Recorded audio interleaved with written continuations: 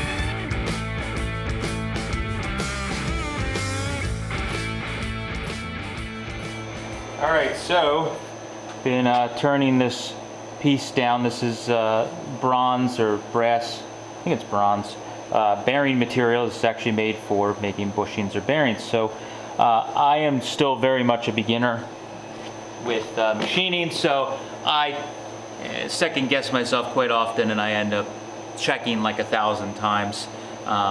So I got this, ended up drilling, turned the outside diameter. It's very, very close. I might just hit it with a little bit of sandpaper just to make it so it's a little easier. It will pound in, but I'm a little worried that if I tap it in, it's gonna go in so hard that it won't wanna come out if we ever need to, or it won't come out easily. So the other thing I did is I drilled a 1/2-inch hole in the center of this with a drill bit. I went a little undersized because I know that the bit can walk a little bit with a drill bit like that, and it ended up giving me like 5'1" or something like that.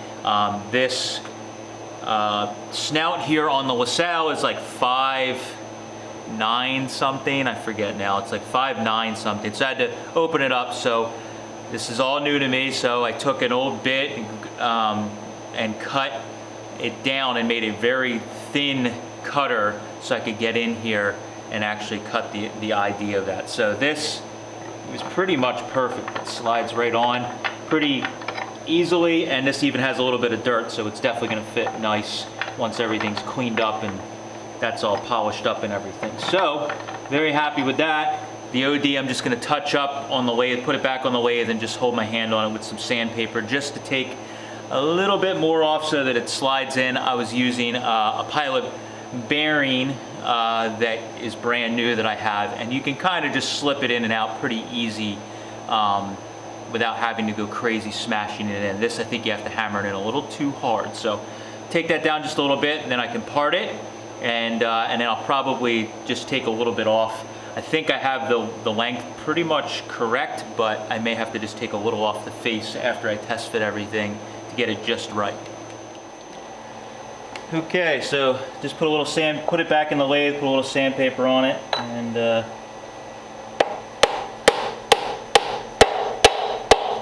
that sounds pretty good. Nice and tight in there. And we can just wiggle it out. It should be pretty good. Happy with that. So part this and then face it and be good.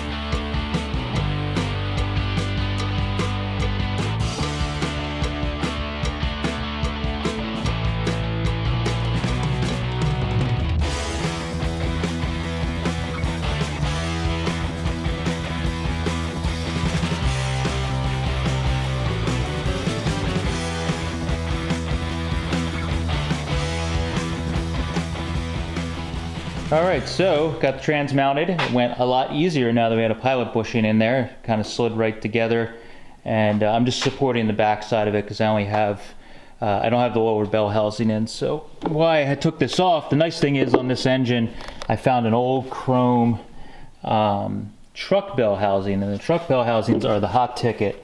Very rare to find, but they have where's it at? Right here.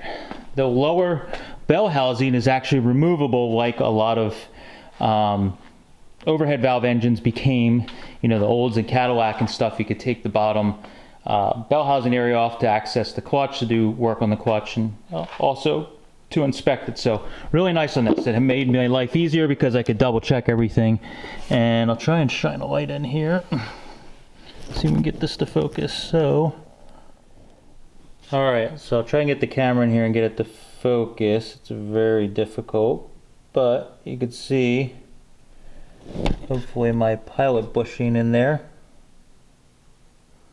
and it's just everything just clears as it should, and everything's spinning nicely. I know it's hard to see the pilot bushing, but it's spinning in there good, so we should be good as far as that goes. And now we have everything kind of located. So that was one of the big things I had to do with the clutch setup there. So I'm going to put the lower bell housing back on, and we're going to test fit the engine, because what I'm trying to do here is get this thing in so we can work on the firewall. So we have to do some clutch stuff with the clutch linkage, but I'm actually going to wait and pull everything again to do that. So let's get this lower bell housing on and see if we can fit the engine.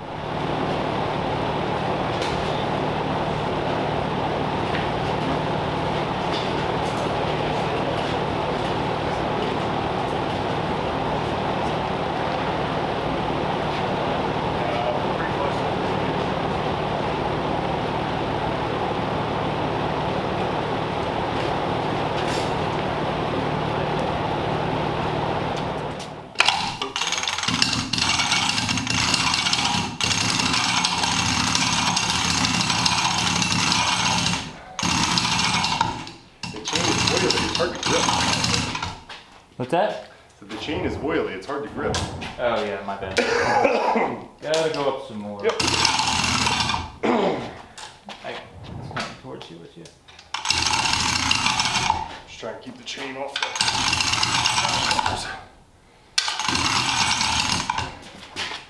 All right, It's pretty close.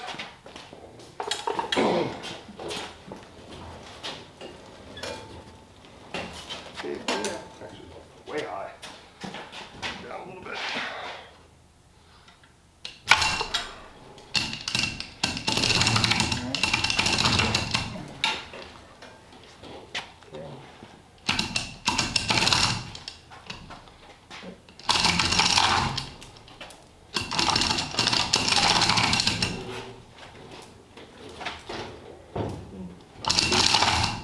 Gotta get this trans mount around the field.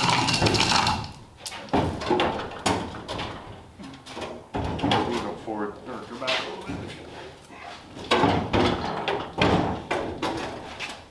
Down a little bit. Yep.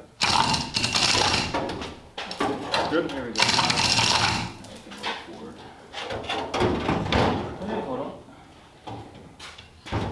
Alright, Can't see anything from there. we're close. We just gotta go down.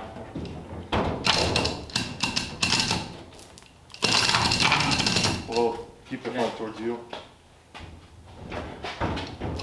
Come forward a little bit.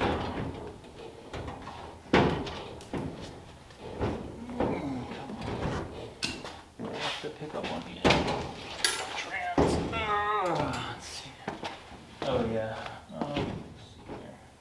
And really, it ends up being what's, There's where's the plenty of engine? room back here on everything. Ready?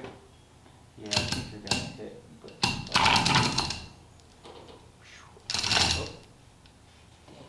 well, I think I'm gonna cut that out. And I'll either drop it down lower to keep the strength in it, or just cut it out. I mean, I don't know if it really, either way. But it does look like it clears, so it will. I'm gonna just make sure we're all the way. Well, we gotta get bolts in, Yeah. so we may have to go up. Yeah.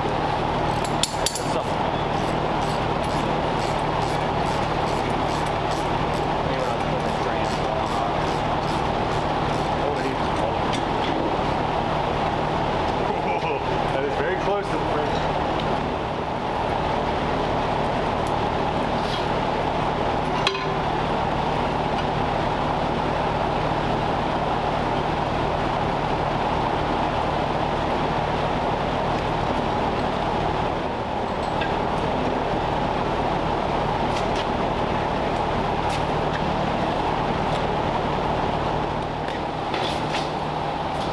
Much heavier than what we pushed today.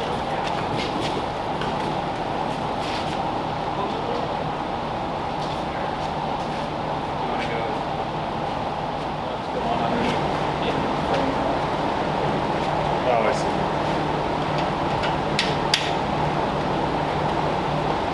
Let's start that one. Any of these nuts? Yeah, I think they're all the same.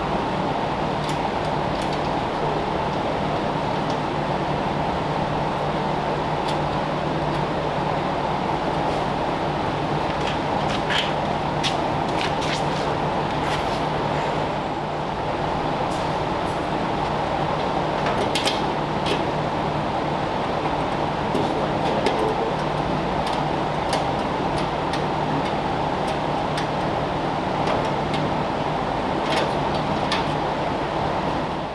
All right, so we got the engine in. Fairly short video. I mean, took me a little while to make the pilot bushing. I've said it 1,000 times, I'm just learning how to do machining. I can make simple things, but something like the pilot bushing where it has to be like a slip fit on both sides, the inner and outer diameter rather, that just took me a little while, but made it fit really well. We fit the engine in.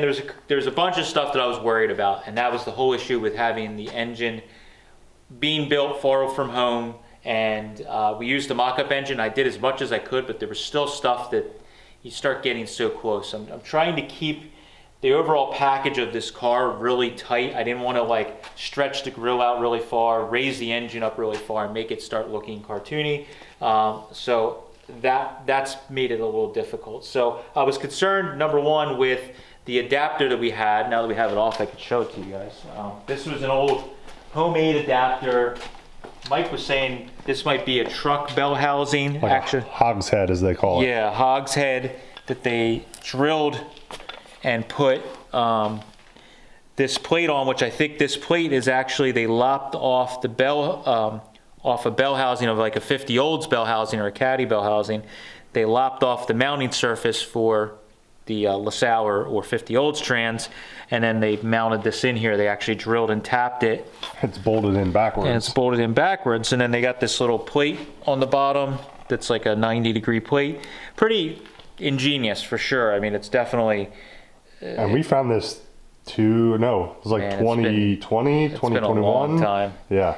At 2020, I don't remember. I think it was when we went down to... It was at Moultrie we got it. COVID.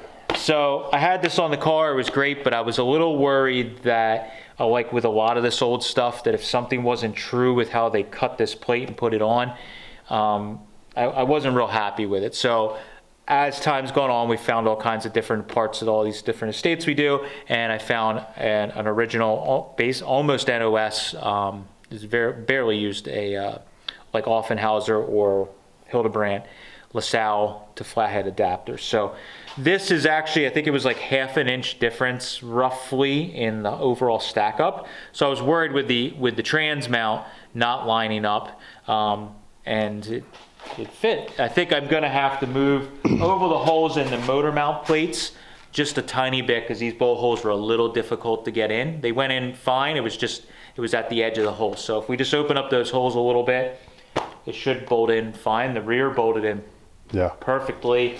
We checked our angle of the engine at the carbs, and we're only like 1 degree, a little over 1 degree from level, which is, with the rate that this car has and everything else, is pretty good. So whatever I did there worked. That's good. It was very good guesswork. So we'll give me at least 1 or 2 pats on that.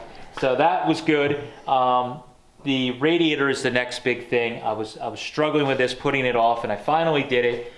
Really close, but the radiator with the lean back that I have on here, because of the way the tank's shaped. The tank actually, it's hard to tell, but the tank actually goes like downhill right there. Yeah. So, and then there's a bubble on the backside. Yeah, so it's just hitting here. We got everything to bolt back up, and it's very close. I was trying to keep the radiator as low as possible when I was doing this, because that's a big thing with a lot of these old hot rods. When guys would build them, back in the day, a lot of people, they weren't concerned about this when to get on the road. So the grill sit higher. It might look a little goofy.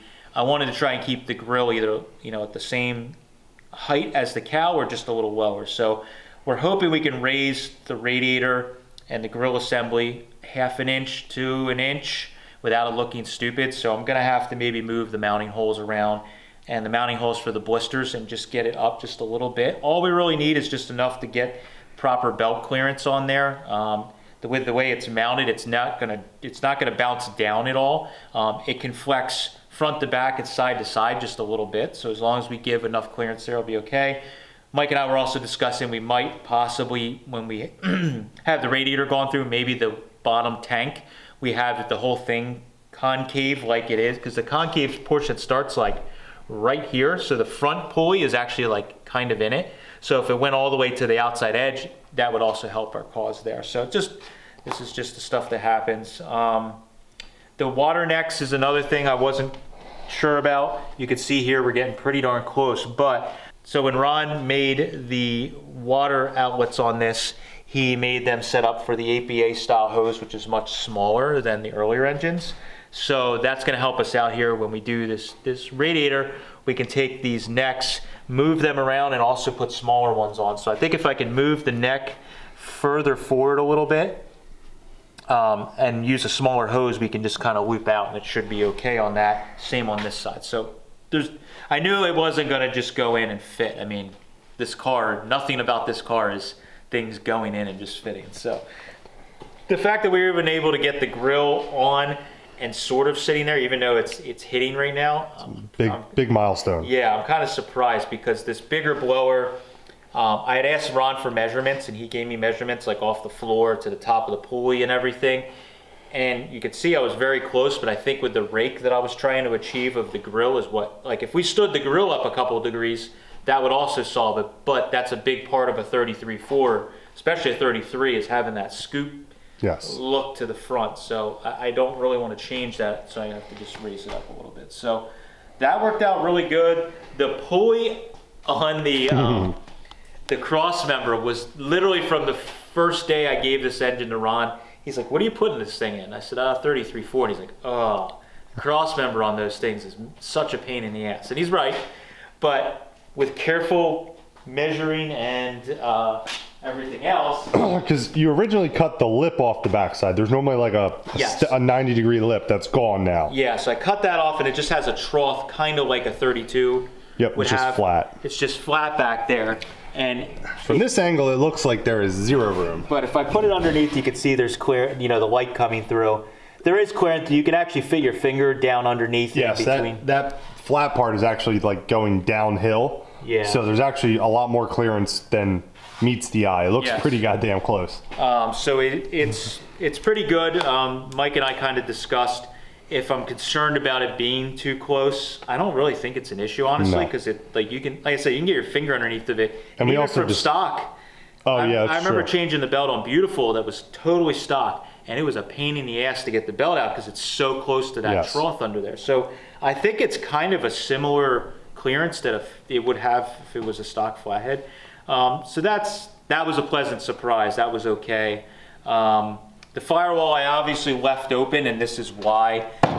You could see these fittings that Ron had back here. I didn't know how they were going to be, what angle they were going to be at, and then these are the original water block-offs for the Ardun used, so you could put these on the front or the back. The way they made these is you could put the water necks on either side and also allow the heads to be sort of like symmetrical. So they have these block-offs, which are really cool, really hard to find. My heads had both of them on it, so we opted to keep them for the nerdiness, but they stick out quite a bit. So it's probably 2 inches off the back of the head. Yeah, so it's it's one of those things. But I think Ron appreciated that I was kind of like, I really would like to keep some of that original stuff. We could have easily just put a flat plate and made a block off there, but I'd like to keep that. So when we build the firewall, obviously this is going to be the furthest back. This head sits back further, of course, and then this bolt head. I could put maybe a flat cap like Allen or something on it to even drop, like give us a little bit of clearance. Yeah, or a flathead. So, but now we can work on the firewall. That's the big reason for everything we did today. Was I wanted to get the engine and trans in, make sure that it fit, and see what we need to change. But most importantly, I want to be able to start patterning and figuring out the firewall. So now that we have this in here, I can pretty much cut out the original the plate firewall that they made, and I can just start from scratch. I'm going to try and mimic an original firewall a little bit with the beads and stuff. But obviously back here, it's going to be set back just a little bit. So that worked out pretty good. Mike and I also, the header, over here, I'll grab it. This was when I kind of slowed down on the car because I built this header. It was all bitchin', it looks awesome. When it's on the car, it looks really sick. So they look awesome. Looks great, totally not practical. Ron called me after I built it. Number one, to tell me, well, those aren't gonna work with your engine. I'm like, what do you mean? He's like, there's an oil passage. I see it, it's right there. The oil drain is right in the middle of where your header needs to be. And I was like, oh, I'll just cut it in half. He's like, it might work, you know, it might fit in there, but you're gonna have to cut the plate in half. And that's why most Ardun headers you see are two piece like this, or even separate individual pipes. So that was an issue, and I didn't build the other side because I didn't know what was going on. So once we've done the blisters, Mike and I were talking today, it really doesn't bother me as much anymore now with the real engine in. There's a lot going on. Like before, we had the mock-up heads on, and there was no oil fittings. There wasn't all these breathers and stuff on the engine. It's busy back in there, so you don't really need a lot going on. So I think I might just opt for the sanity side also, is to put full exhaust on it. With the way the Arduns are made, the exhaust ports are like straight down at the ground, so it makes it nice for building full exhaust because it goes straight down and then you can just go out the back. I'm gonna do something interesting, I don't know what yet for exhaust, but we were talking about, Mike and I, it's like if I do stainless headers, you're gonna have these polished stainless headers that'll kind of be back there. You're not gonna notice this little bit of frame rail. It's more so on this side. And we also talked about there's a lot going on here. Like that little bit is just us being nerdy and looking at it and going, my eye's drawn to it, but everyone else is gonna be like, yeah, oh my God. Nobody's gonna give a shit. They're like, look at this monstrosity. So here is what was bothering me, but it really isn't that bad. I think once you have pipes mounted in here. Do you have a chrome starter for this? Probably. Because that would be pretty cool on this side. Yeah, and I'm pretty happy with, during the process, Ron and I going back and forth and me sending him parts and using some and not using others. There's a nice blend of like aged aluminum and chrome and old polished aluminum that I feel like everything kind of flows. It drives very well. There's a little bit of pieces that are new aluminum that Ron made that I think just let these carburetors leak a little bit and oil, you know, just normal wear and tear filth from driving it, and I think it's gonna just all age together and look really, really cool. So I'm pretty happy with that. Obviously I gotta paint the block eventually, but I'm gonna wait till we're like much further along to do that, so I'm not chipping the paint up. But yeah, everything else is pretty good. I was amazed how easy the engine went in. It was kind of just like putting a normal flathead in. It was kind of amazing. It made me feel good because everything all that stuff that I was measuring and trying to make sure I had clearances, having those mock-ups heads that our buddy Pete let me borrow, that really saved my ass because I was able to know where the clearance at the frame rails with the heads and all that stuff. So that's all pretty good. The other thing that's a pleasant surprise is there's a ton of room here, which I kind of knew, but now that we have the full belt system on, there's a ton of room here to put a mechanical fan. So again, Ron and I talking through all this, the blower pulley has a third sheave on it. So that's when Ron and I were talking, he was like, well, I could machine that off for you, but it's a rare part. Do we want to modify it? And then we kind of talked about the fan thing, so we opted to leave it on. Well, it works out nicely because if I can build some sort of auxiliary bracket here or modify some original 59 AB parts, we can put a fan on. Plenty of room for a fan and plenty of room to put just a little tiny belt between the two of them, and it'll work pretty good. I know there's a car from New England that I saw, that an old build, might be a 32 Roadster, that has a similar thing, I think on a Caddy, where they made like a bracket in between on just one short belt. So may need to look at my reference photos from that for some inspiration. But that was one of the other pleasant surprises. Normally a fan is a huge issue all the time, and I think there's enough room that we can pretty much use like a stock fan assembly for maybe. Yeah, the power gen actually is nice. The mounting bracket in the front is similar to a flathead that has 2 bolt holes for a normal 59 AB style fan with the slots to mount up to it. So there's different areas. I'm sure off the water pumps or something, or the timing cover, I can make some stuff. So that's not too bad, but I mean, come on, this thing's awesome. We've been this outro is we've been waiting to shoot it for about 45 minutes because we've just been walking around talking about stuff. Super cool. This is really, really exciting stuff. The car's going to be sitting in the way like this probably for a week or so. Yeah, I'm just gonna. Steve's going to bitch every time he has to take our car on off the lift because you got to push it out of the way, push it back. But this is I mean, this is years in the making. Daydreaming of putting this engine in and seeing what it looked like, and now we got a lot of work to do. But it's in the car, so we could hook up some fuel lines. You gotta take the radiator off to do that, buddy. Well, we could, with a little bit of modification, we could have this this run stand all set up. Yeah. What a fancy 33 run stand we got. Yeah. But very, very exciting. And now I can take all these steps I've been waiting on. A lot of people, when we shoot these videos and in the comments, a lot of people I don't think have built cars or forgot, if they did, they were this intensive. It's like you have to stop and wait to get to the next step. And that's why this car, everybody was like, what's going on? What's going on? I needed to wait for this to know what to do with the firewall and anything. It proves a point. Everything that I tried to do just about Didn't really work. Didn't work, or it's close, but it needs modification. So I could have just waited and done all that stuff now, but I was impatient and, you know, small modifications. It worked out pretty good, but that's what had to happen. So yeah, that's it. That's my rambling. Made a throw up bearing or a bushing, and we put an engine in. It's okay. None of that matters. It's in the car now. That's all. That's the important part. It looks awesome. So it was kind of disappointing having it on that stand all that time. Now it's at least it's in a core. It's a little bit more protected in the car now too. Yeah, exactly. So that's all we have for this one. You guys let me know what you think of this engine in here, and I'm still trying to figure out what I'm going to do with the finish of the car. Everybody's been arguing in the comments. Not sure yet, but we're going to focus on just getting all the work done to make it a usable car is the next step. So thank you guys. Get you later.